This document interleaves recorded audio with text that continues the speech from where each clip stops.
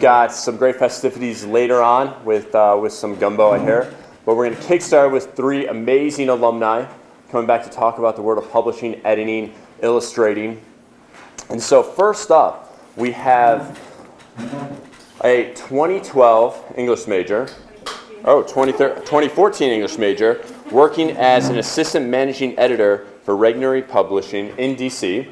And then you also do freelance on the side as well. So without further ado, please welcome Lauren Mann to the front.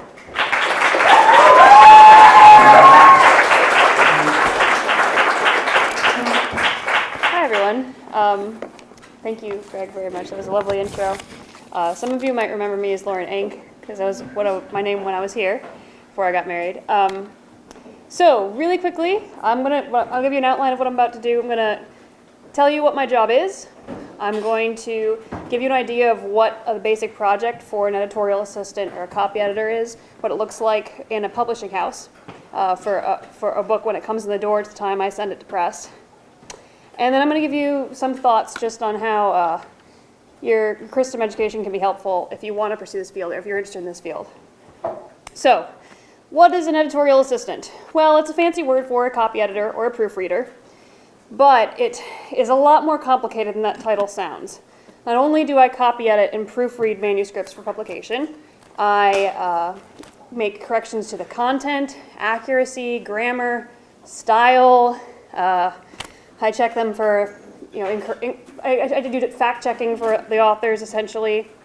I have to double check the layout and design of the elements of a book when it goes from me to the art department and I get it back. I have to make sure it all looks right on the page. So it's not just the words are all spelled right and all the periods and commas are in place. It's also that as it is laid out in book format, it's done correctly. I have to create indexes. I have to proof book jackets. Sometimes I have to write the stuff that goes in the back of the book jacket. And I have to manage the Library of Congress cataloging and publication data, which basically means I have to make sure that every book that comes through is registered with the Library of Congress. And occasionally, you have to manage author relations as well, which is a whole another can of worms, all on a very tight production schedule. At least where I work. I work at Regency Publishing in DC, which is one of the only, I think it's actually the only conservative publishing house in DC. So that's what an editorial assistant does kind of in the broad scope. This is what it looks like for me when a book comes to my plate. So an author signs a contract with a publishing company and writes a manuscript, sends it to an editor. And this analogy might be kind of helpful. The editor's not me. The editor is more like your professor. When you bring your paper to your professor before the deadline, you're like, hey, can I write about this? Is this good idea going to work? And they're like, no, that's terrible, rewrite it. Or they're said, oh yeah, that's great, go with it. The editor is the person who works directly with the author in making the manuscript readable, intelligible, worthy for publication. When they're done hashing that out, it comes to me. And then I take it in Word document format, break it up into chapters, style it so that it can be sent to the art department, and copy edit, which means I read it cover to cover, first time through. Read it more than once before it goes to press. Once I get it into shape, the first copy edit, send it to art. They send it back to me in a format that is called the first pass, which is basically an 11 by 17 ream of paper, like this thick, which is like if you opened up a book and laid it flat, every 2-page spread going down.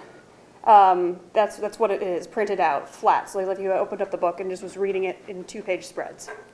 And so then I read it again and double check it for any errors, anything that might have glitched up during the time it went from me to the art department. Like crazy things can happen, like the font can change and suddenly, I don't know, paragraphs can disappear. It's crazy. Page numbers will disappear. Words will no longer have spaces. It's insane what can happen when you send something through Adobe InCopy. And if you've worked in the Rambler, will know that Adobe InCopy is not fun. After I copy edit the second time, I flag any edits that need to be made with something that's called proofreader's marks, which is a shorthand that copy editors and proofreaders use so that it's kind of universally across the industry so that everyone knows what these marks mean. and I enter those edits using Adobe InDesign or InCopy. And then after this follows a long and sometimes repetitive, very repetitive series of checks and controls. So I enter edits, I get a new pass, I check it against the old pass, make sure all the edits were made. Author sees it in PDF format, sends us any edits, make his edits, check it to make sure they were made, and so on and so forth. Gets down to final quality control, which is we have a very, very detailed checklist. We look at the copyright page, we look at the ISBN number, the SIP data, we look at the index, make sure it's alphabetized, which, by the way, we have to also create the index. I should have mentioned that earlier. We have to go through the book and pick out every single important term that somebody looking in the back of the book might want to find in an index. So like when you're reading a book and you're like, oh, I really want to find out about democracy in this book, you go to the index, you find every single instance of America, democracy in, or middle class of America. And some copy editor has gone through and created that index by hand and has gone through with after they've created the term list, they've found all these terms, they go through and search them in the document until they found all the page numbers where they occur and put them by hand into the index. So that very, very helpful tool for researching papers was created by some poor copy editor. Keep that in mind next time you're doing a paper. So yes, quality control, index creation, alignment checks. It's a lot of tiny, tiny details here, which you really it's not something you would learn until someone trains you how to do it. So it's not something you would take a class on now, I don't think. But it's just a lot of details, a lot of lists to check off. And then you work closely with the art department to make sure if there are any changes need to be made at this stage, they're made. And then you send it to the printer. A few days later, the printer sends it back to you in a format called Blue Lines, which is either print or electronic. They say, this is what we're printing. This is absolutely your last chance to make sure that this is what you want us to print. And we do this whole round of quality control over again. We count every single page number. We make sure the title of every chapter is correct and the table of contents is correct. And after that, we send it back to them if there's any changes, they make them, and then it's done. So shockingly, you maybe not so shockingly, but books are so complex that it's very rare that a book goes to press with absolutely nothing wrong with it. It's usually after it comes back, it's like, oh, there's a typo on page 50. How did everyone miss that? But it's a lot of pages, a lot of steps, and a lot of checklists, so something usually slips through the cracks. So that's what it looks like from the time that the author writes the book to the time it goes to the printer. And in between there, as well as working on the interior of the book, the content, copy editor also has to work on the jacket and acquiring blurbs. So blurbs are the short paragraphs of praise you'll sometimes find in the back of a book jacket, where it says, oh, so-and-so says this book is amazing, or so-and-so says, like, this book is the most incredible book in the world. That somebody had to solicit that before it went to press, which means that the author or the editor, or sometimes the copy editor, had to ask someone else, this is a book on economics, ask someone else who is in the field of economics, who's a well-known name, hey, could you look at this electronic version of this book that's not printed yet, and give us a praise for the praise paragraph for the back of the jacket. So there's a lot of work that goes into the creation of a jacket, which most people never read, but there's a lot of detail work that goes in there. And this involves, of course, working very closely with the art department who actually designs the jacket. Some books have, I'm sure you've noticed this, especially if you work in the library, an insert in the middle called a photo sig or a photo signature, which has photographs that are related to the content of the book. And it's also the responsibility of an editorial assistant to make sure that is correct. Okay, so that's the boring detail list of everything that a copy editor does. But on a broader perspective, this is actually a field in which you can make a lot of good use of what you've learned at Christendom and the skills you developed here, especially communication skills. A copy editor, if you look at that list, big picture, spends a lot of time managing channels of communication, shepherding a project from the time it comes in the door to the time it goes out the door. And because we have to manage all these different channels with the author, with the editor, the higher up editor, with the art department, it's really important that you use very clear communication, that you learn how to follow up with people in a diplomatic and professional way if they don't get something done. So a lot of those communication skills you learn in all of your classes here in your writing is very, very useful in this field. I cannot tell you how many problems there are in the business world just because people don't communicate well. There's also some critical thinking skills you really need to put to good use there too. So when I first started at Regnery, it was I think it was like the second book I did or something, the second book I read. This author made an analogy between Plato's cave and his ideas. And the way he wrote this analogy, he made it sound like his ideas, which were so great, were those ideas of the people who sit in the cave and only know the shadows on the wall and don't know anything else except their shadows and don't believe in an outside world. And so I had to bring this to the attention of an editor and be like, this makes our author look like an idiot because he's comparing himself to the people in the cave who don't know anything except the shadows on the wall. So Philosophy 101 was really helpful right there.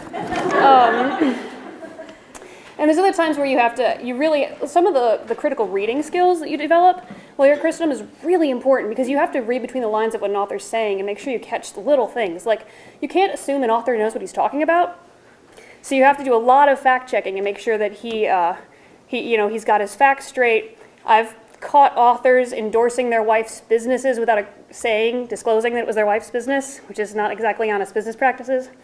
I've caught authors in self-plagiarism, which is, obviously at Christendom we take plagiarism really seriously, right? Well, it's in the real world, it's incredibly serious because you can get in all kinds of legal issues and copyright issues, even with self-plagiarism, even with taking portions of your own previous writings and passing them off as new material.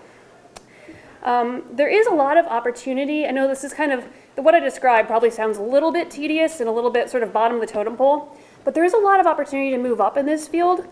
People who begin here as a copy editor or editorial assistant can move on into managing positions, assistant manager positions. I actually just got promoted at the end of last year to assistant manager position. So I'm doing more of like helping manage production schedules.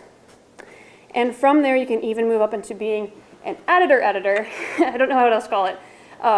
So the person who works directly with an author on the development of a manuscript and Managing editor. Well, yes, there's also the editor who's, it's probably different publishing house. But in our publishing house, there's the editorial assistants, there's the managing editors, and there's just the editors who work directly with authors.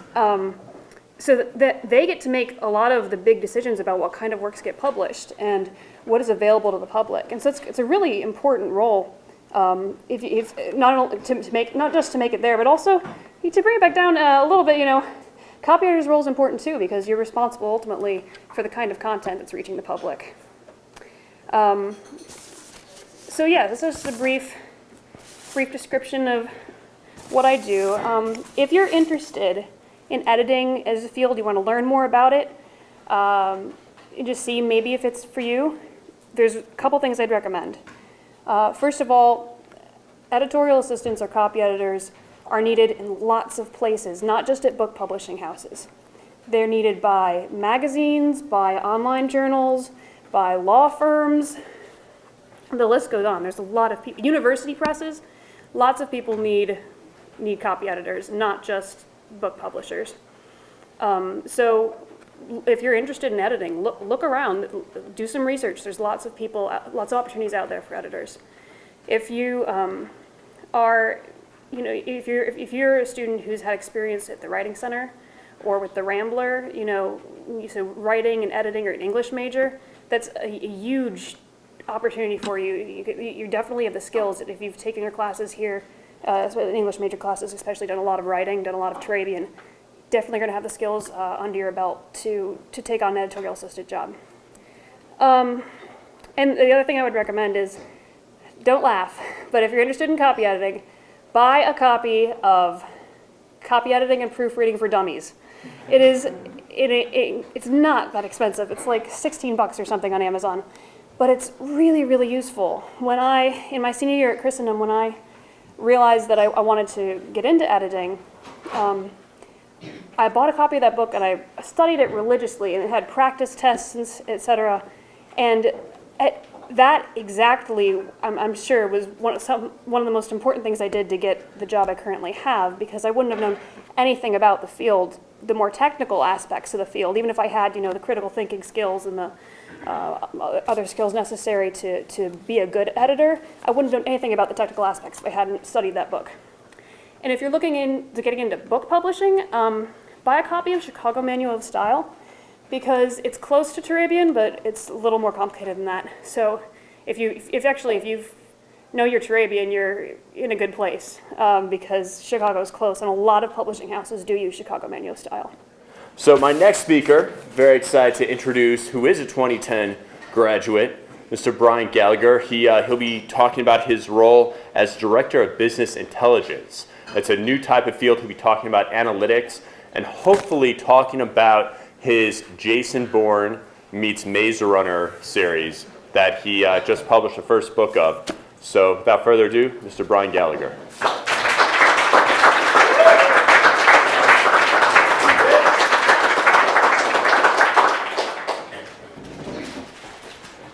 All right, I typed this whole thing out and I left it on the plane. So I rewrote it in 10 minutes right over there. I think they were playing, was it Carly Rae Jepsen or something? I don't know, but we'll see how it goes. First, I want to thank Greg. If you aren't his Facebook friend, Greg was just at the Super Bowl taking selfies with Joe Namath. I was curled up in the fetal position crying in my closet as my Panthers got their butts whooped. So, way to rub it in, Greg, but thank you for having me. I appreciate it. And I have to do, before I get on to the talk, I have to thank J.P. Minnick in the back. Okay, when I was a senior, graduated in 2010, he helped me write Mystery Dinner Theater, and I never thanked him for it. And I don't get many public speeches, so thank you for that 6 years ago, JP. Thank you. Now you can stop giving me a hard time about it. All right. So who am I? I'm Brian Gallagher. I graduated here in 2010. Then after that, I married my wife, took her to grad school with me at Virginia Tech. Huge college, very, very different from here. I got a master's in accounting with a concentration in financial services. Stayed up till 2 o'clock every day in the morning. And times have changed. Usually I went to sleep at 2 p.m. Here, now I stay up till 2 a.m. But yeah, I passed my CPA exam. So if anyone has any questions about public accounting, I used to work for Deloitte, one of the big 4 accounting firms. But that's not really the scope of this talk. But if you want to talk to me afterwards, please do. After I realized I never saw my kids, I quit. And I said, you know what, I want to watch them grow up. So I decided to join the family business, which is Mann Publishing. Does anyone here know who Mann Publishing is? Do you guys have books on your shelf and stuff like that? Oh, that's kind of cool. That's kind of cool because us Catholics like to keep it nice and tight. If I asked you, do you have any Random House published books? You'd be like, well, I guess it's Harry Potter, so yes, But everyone knows a Mann book, and so I'm excited to talk to you a little bit about that and publishing and the changes of the industry a little bit later. But right now I'm here. I'm working at Mann, and I am also going to school online. So what do? I start at a college with 400 students. I have to wear shirts and ties to classes. I have to break curfew every night. And then I go to something with 40,000 that cares more about football than God. And then I go and am online, studying with Villanova University for a master's in data analytics. I mean, that degree didn't even exist when I was here. It's a brand new field. And I'm really excited to share it with you today. I love it so much. So the question is what is data analytics? Oh, I'm sorry, you're trying to film me. I'm moving around. Should I stay or is this cool? Is this if I walk a little bit? Okay, cool, all right. So data analytics is what does it do? It takes mounds of data and it coaxes meaning out of it, okay? And that's a very important thing in this day and age, okay? Whether it's the federal government spying on you or if it's a corporation that is analyzing your order patterns at Target or Walmart or what have you, there's tons of data on you, and everyone wants to know you so they know how to sell to you. So data analytics helps kind of dive into that mound of data and, like I said, coax information out of it. Useful business decision making, okay? The best way to describe what data analytics is to give you a little anecdote. This is a Forbes article I'm taking this from, so I guess Forbes is right in most things. So I'll go ahead and reiterate it to you, okay? Target Corporation has the red card. You know, that little credit card they try and upsell you every single time you purchase something, right? They have the red card, and they also have baby registries, okay? And so what they decided to do is, you know, we're going to start trying to understand our pregnant market. We're going to start trying to understand what women are buying and registering for. So they had that data, and they have this data, and they put it together, and guess what they find out? They find out that in your second trimester, you're going to be buying zinc and magnesium supplements. You're going to be buying a purse that has enough room to double over as a diaper bag. You know, they can get all this stuff just from numbers, zeros and ones and digits and letters and all of that. And so what ended up happening was they ended up saying, hey, you know what, these products can predict your pregnancy, okay? So they put the model in place, okay? About a month later, a guy shows up at a Minneapolis Target. He's angry. He's so mad. He's saying, you know what, you sent my daughter at my house, who's still in high school, coupons for baby stuff. Are you kidding me? This is obscene. This is awful. They apologized profusely. Comes back the next week and said, I'm sorry, there's been some things going on in my house I didn't know about. She's due in August. So Target knew that this girl was pregnant before her own father did. True story, okay? It's crazy, but it's true, okay? You want to find out how crazy data analytics is? I'm not joking. This is a fun experiment, okay? Go on Facebook, okay? Just for a week. Change your gender just for one week. I'm not kidding. I tried it, okay? I changed my gender. My buddies were like, yo, we got to talk, okay? You're 52. Yeah, or change your age. Like, I'm serious. It follows you. It follows you. And it's a really fascinating thing. It's a very nerdy type of thing, but, I mean, trust me, it's the most sought-after job in these days, okay? When I was in high school, it was all IT. Okay, they're like, oh, we got this cool thing called the computer. What are we going to do with it? Well, now they did stuff with it, and now they got to figure out what they did with it, okay? So that's where people like me come in, okay?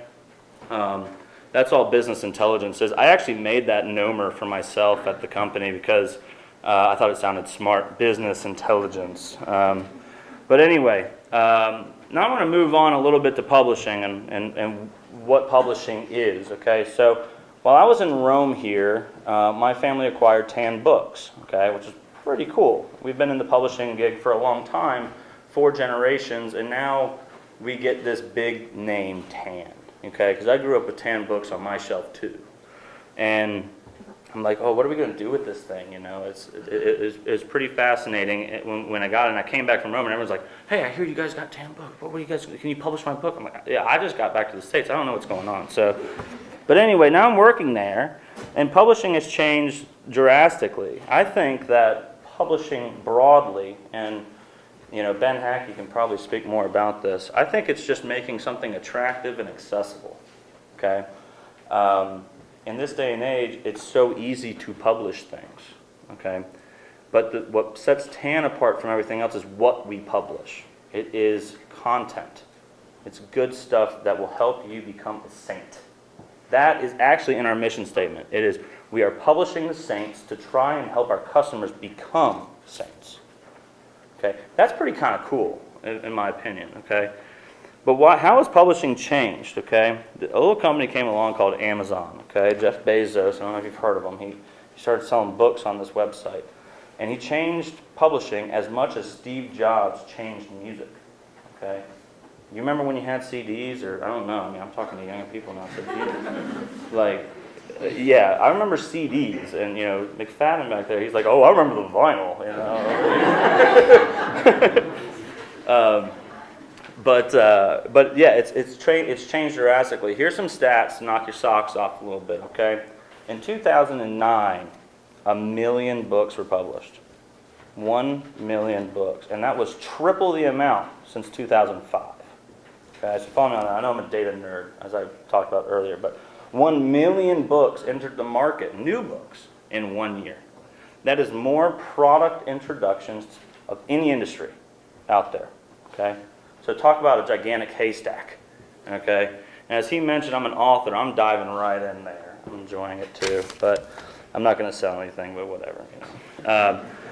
Book sales are declining as more books are being published. We live in a Netflix generation. I'm guilty as charged. I've watched The Office like 3 times, cover to cover, every pregnancy. I can't get enough of Michael Scott, okay? He is hilarious. But anyway, and most authors, not Mr. Hatke here, but most authors sell 200 books, just 200.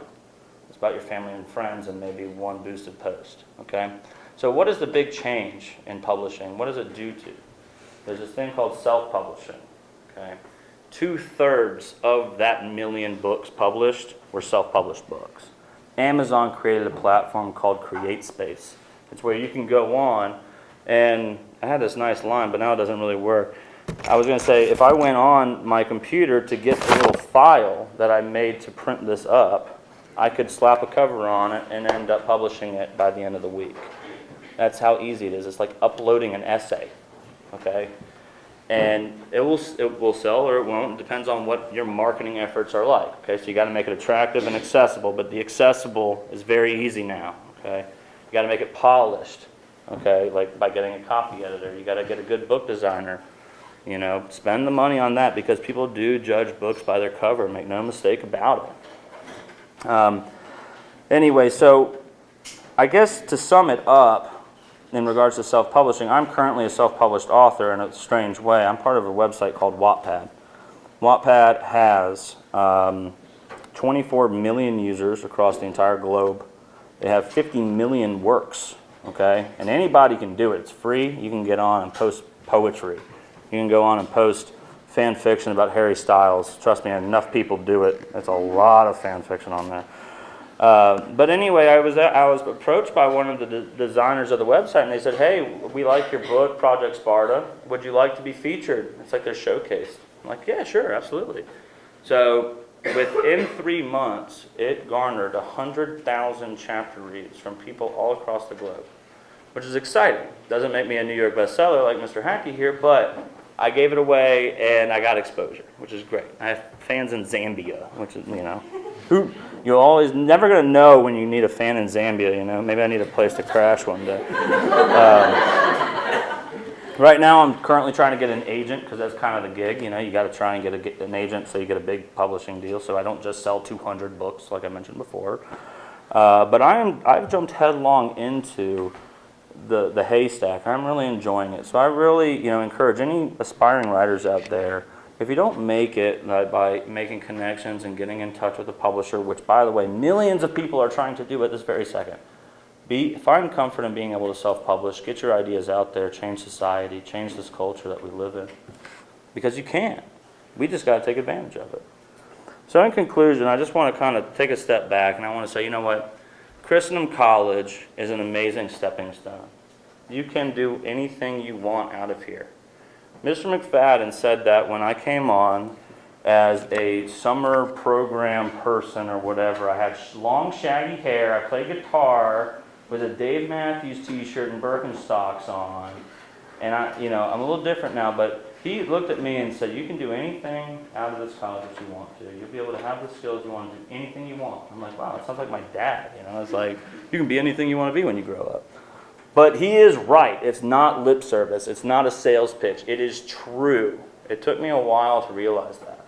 Okay? You can do anything you want, so long as you plan ahead, so long as you have drive and effort. Okay? My son woke me up this morning with a lightsaber in one hand and a sippy cup in another, and he said, and I looked at him and I said, what do you want to be when you grow up? And he said, a monster truck driver. I want to be a monster truck driver. I'm like, hey. But I started thinking, I'm giving this talk tonight, what do I want to be when I grow up? And that's what I want you to take away. I want you to ask yourself that question. What do you want to be when you grow up? We're not grown up. We really aren't. We're still growing every single day. But you have to have a plan in place. You have to come to things like this. I am so happy to see this place packed. Because when I was here, there was like 5 people and everyone else was at the dam, okay? This is awesome, okay? Myself included. I've changed, I swear. Greg called me before, he's like, hey, are you okay now? I'm like, yeah, I got 2 kids and a wife. I can talk in public now. College is awesome, but it's easy to be content because this place is so great, but it will end. It is a stepping stone. You have to ask yourself, what's the next step? We have to restore all things in Christ. That's what we are put on this planet to do. Okay? You can do it in a cubicle. Okay? You can do it writing behind a laptop while your kids are asleep and it's 2 a.m. and you might have had 1 glass of wine too much. You can do it at any point, okay? You just have to try. You have to plan it out. So I think that these career development things are awesome, and I really appreciate Greg for having me to be able to give back and to talk to y'all.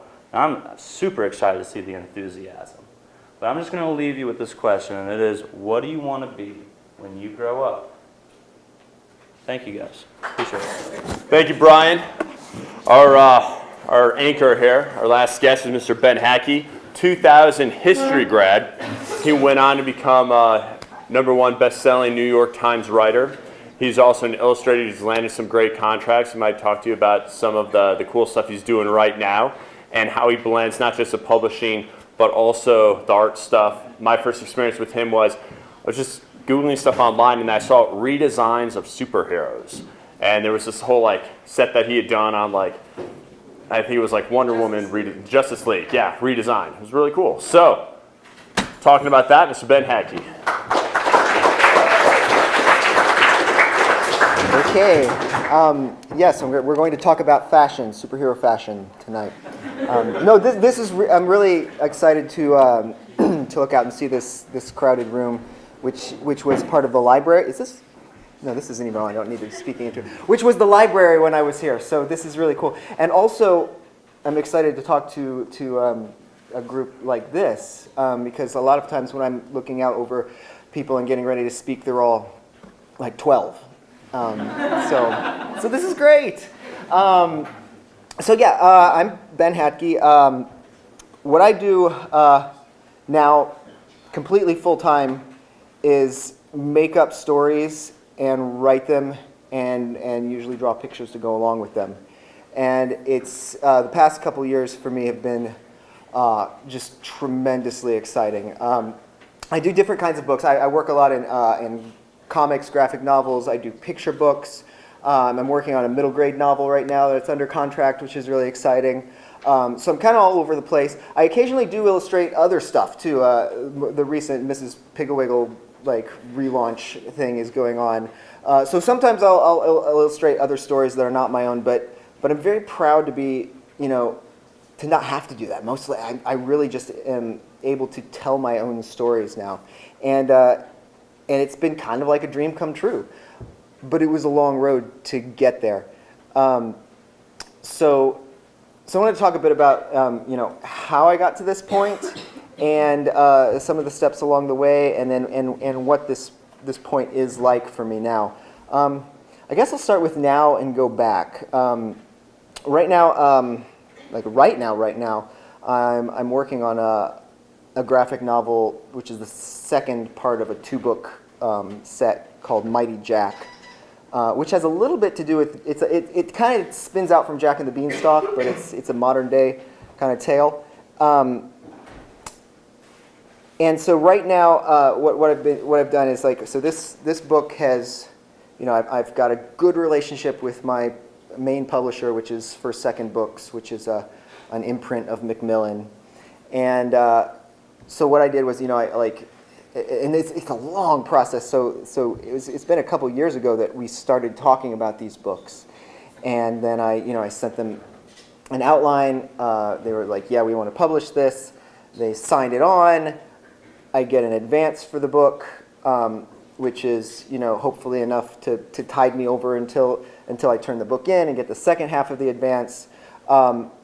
And then in talking about these books, this book kind of split into 2 books because it was kind of too long for one sort of graphic novel to contain. so my day-to-day thing right now is I've gone from this sort of like outlining notebook stage where you write down the events of the book to a stage where you rough in all the pages. You guys know what, like, you read comics, like, you understand what I'm talking about. We're making comics pages now. So I rough in the pages, and so right now my day-to-day is just taking those roughed pages that I've done with all the dialogue. Everything's written out. And so right now I'm in kind of almost a less creative phase where I'm taking the small designs of the pages, which are about like this big, and it's got all the writing on one side, and just kind of enlarging them into finished artwork. So that's where I am, like, right now in the process of the current book that I'm doing. And that's great. And I go back and I check in with my editor every couple weeks. Where's Lauren? It was really great to hear you talking about a lot of these things. Like, I was like, oh, signatures. This is great. Like I wanted to ask you to explain signatures because it took me years to figure out what they were talking about and how many pages are in a signature. So a signature is like a set of folded over pages that are like sewn into the books, right? And so and with me it comes it gets important because a lot of my stuff is printed in color. So a signature is like, it's like 8 sheets folded. Yeah, 8 or 16. Yes, like it's 8 or 16 sheets folded. And so if you go beyond a certain one, like if I go beyond let's say like the 200-page mark on a book, it's going to bleed out into another signature, and they're going to have to sew in another like 16 folded pages in there, and then are you going to end up with a bunch of blank pages in the end? And that's when you're looking at books, even like all prose books, if you see those blank pages at the end, those are signatures. And incidentally, if you want to get into forgery, one thing you can do. No, seriously.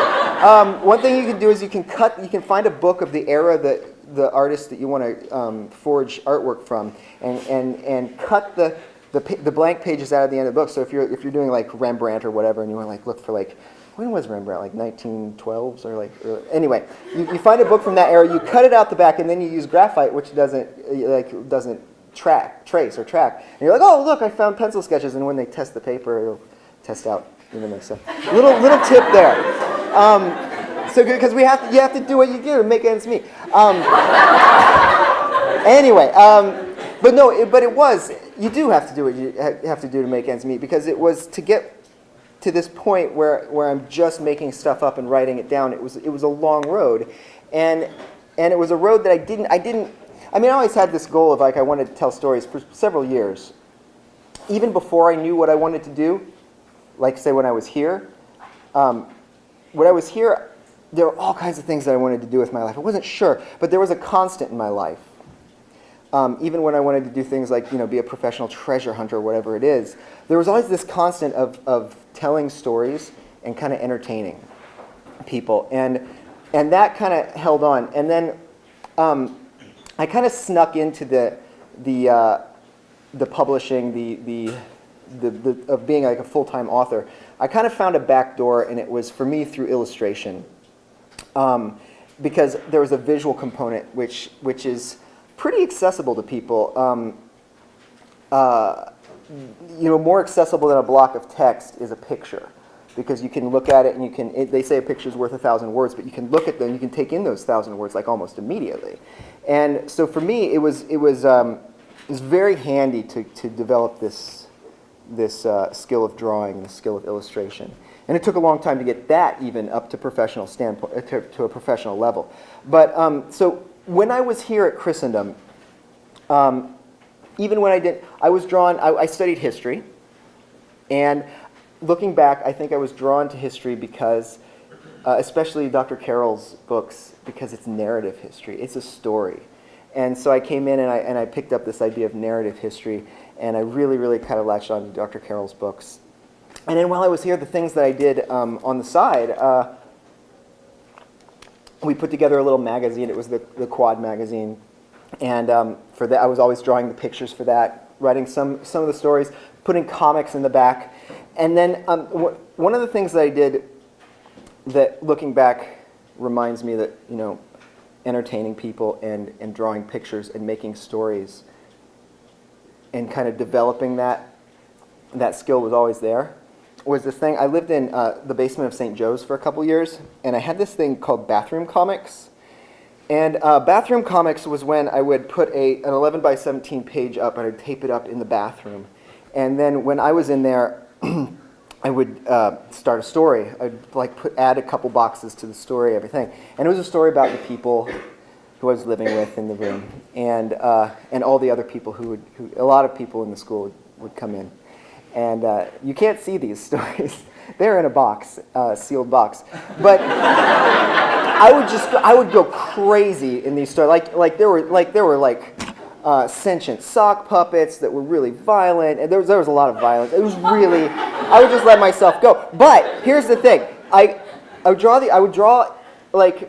I would add to the story, and then I would go out and I would sit in my bed, and then my roommates would go into the bathroom, and then I would hear them laughing from the bathroom. And then I was like, that was instant feedback. I was like, this was before like I had like Tumblr and stuff. So I was like, yes, I have instant feedback from these things. And then our bathroom got really popular, and other people like, I'm serious, they would come and they would go like to use our bathroom, but they were like keeping up with the story, and I would just tape a new sheet on whenever she had, and it was really, really fun. But it was a real immediate crash course in like putting something out and then getting the feedback from people and seeing what people liked and how to tell a story and how to leave those little cliffhangers, because at the end of every page, it'd be like, what will happen next? And then, and this was like, now you guys have that like, I mean, that's not like it was that long ago, but it's like now you can just do that with web comics. Like you can do that with stuff on the web. You can like put your stuff out, and this is how publishing, and in my mind, one of the main ways publishing has changed.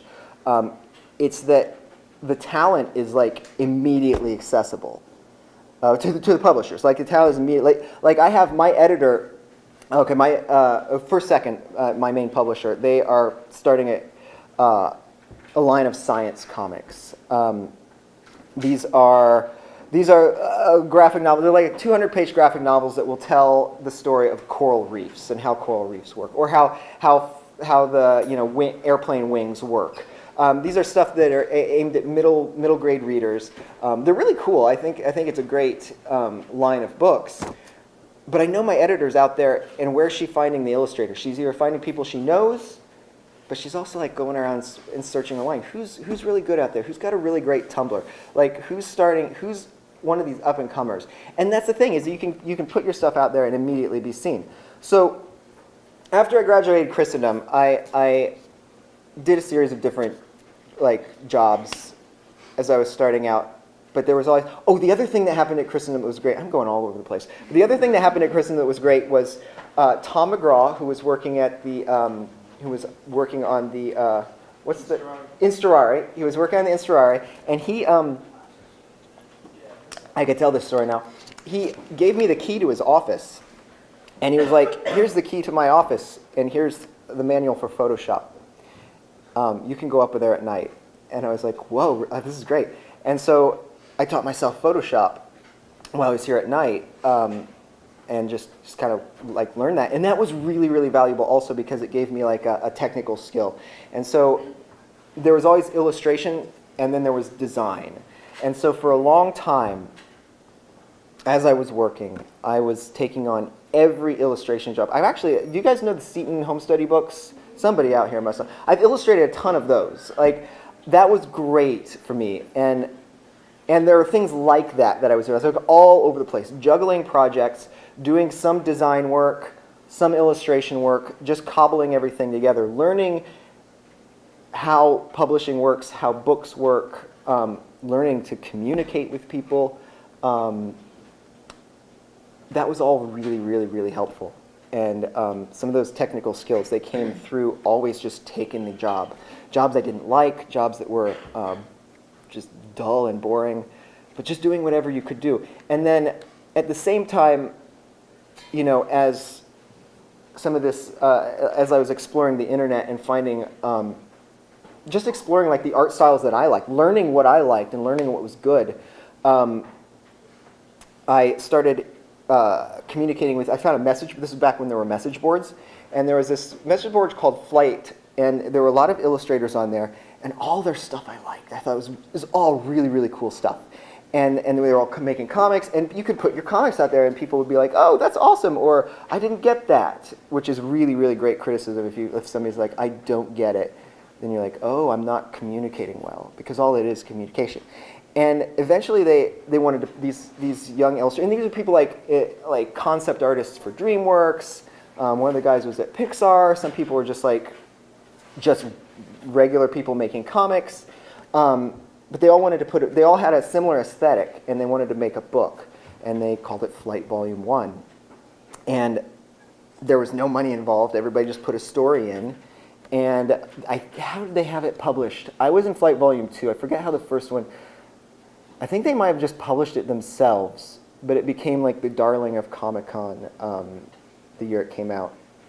And then Image picked it up, and it went on for 8 volumes. It only ended a couple years ago. It went on for like 8 volumes, and you just put a short story in, and it was just great. And that through telling those short stories, learn to tell a short story, learn to make a point concisely, which I might not be doing now. B, there was a B. Learn to tell short stories. B, it was like something that people knew and liked, these flight anthologies. Never really successful, but critically successful in terms of like editors knew Flight and liked it. In the meantime, I started a webcomic of my own, Zeta the Space Girl. Very rarely updated, experimental, odd webcomic, kind of like a Calvin and Hobbes-ish thing in space, about this girl traveling and trying to get who knows there, but always running into strange aliens. Started to get weird, started to get like people saying, "Oh, we saw this and liked it. We're a tiny publishing company. Would you like to, this should be a book at some point." And those got more serious. I thought, well, I'm just going to say no to these people and kind of put together a proposal and start sending out. I think the first people who were interested was Scholastic. And at that point, I was like, oh my gosh, these are real. This is like a real, oh, what am I going to do? And so I called and again, being involved with a group of people who were kind of doing the same thing, these flight guys and gals, I had people I could call and ask questions to. So I called the editor, my friend Kazu, and he said, "Oh, why don't you call Judy?" And that's how. And Judy became the flight mom. She has been the agent for all of us, and she is somebody who helps. Like having an agent has actually for me been very, very good in that I have somebody who helps me negotiate some of the business stuff. It's a whole interesting relationship, but being able to do that, having my stuff out there and starting with short stories and getting and having a group, almost like a support group, an artistic support group, was really, really helpful when serious publishing stuff started happening. And then in 2010, the first Zeta book came out, and since then it's kind of been. I've kind of been ramping up a bit, and I'm working on now my, I think, 8th book for First Second. I think it's my 8th book, 7th or 8th book for them. Yeah, I think that's everything I was going to cover. Anybody have any questions? What else? What am I missing? Does anyone have any? Ask me some questions. Let's get it. Yeah. Okay, so how would you describe your art style? And when you're going, I guess it would depend on each work, but when you're going from a rough draft format to an actual hard finished artwork Yes. stage, what sizes are you looking at? I don't know. I tend to work at like about 10% larger than what the print size is going to be, but it's really what you're comfortable with. And I know the thing I was forgetting. Is my iPad around here? There was one quote I was going to read. No, let everybody alone. But one of the main things, this is something I've covered. I read this almost all the time, and it's something that that is like almost the main thing about creative work, is that there's a long incubation process for becoming really good at it. And even like I mean, I'm still on this road, right? You get on this road, and you still you're on the road, and you still read other people's books, and you're like, like that moved my heart, and someday I wish I could be that good. I heard an interview with Stephen King once, where they said, the interviewer asked, like, is there anything, looking back over your career? I mean, he's like a celebrated storyteller or whatever. And is there anything you looking back over your career? Is there anything that you wish you would? And he said, I wish I was just a little bit better.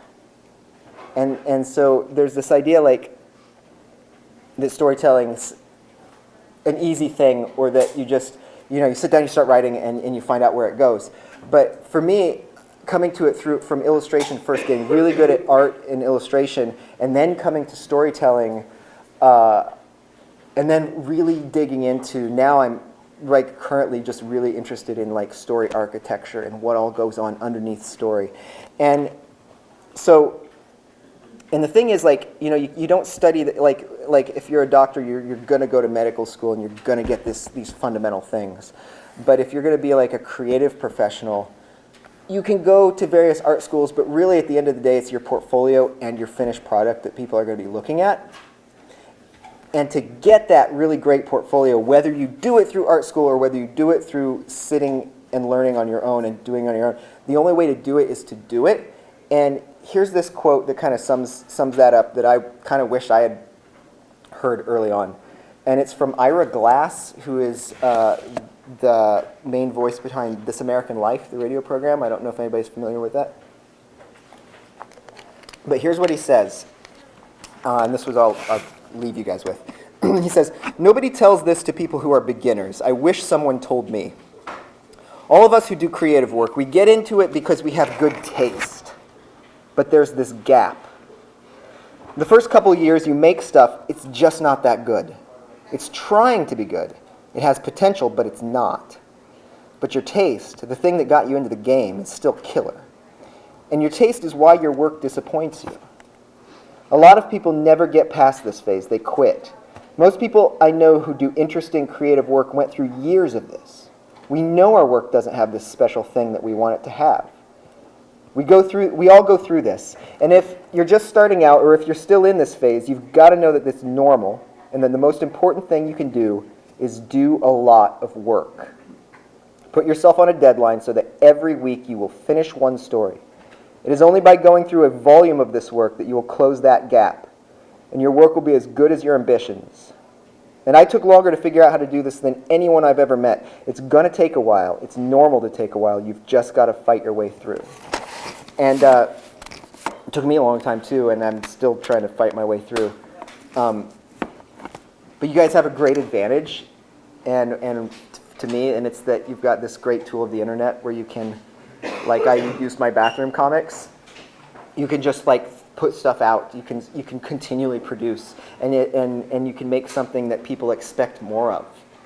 And then when you start seeing them clamor for more of it, then you might know you've got a thing. So anyway, that's my talk for now.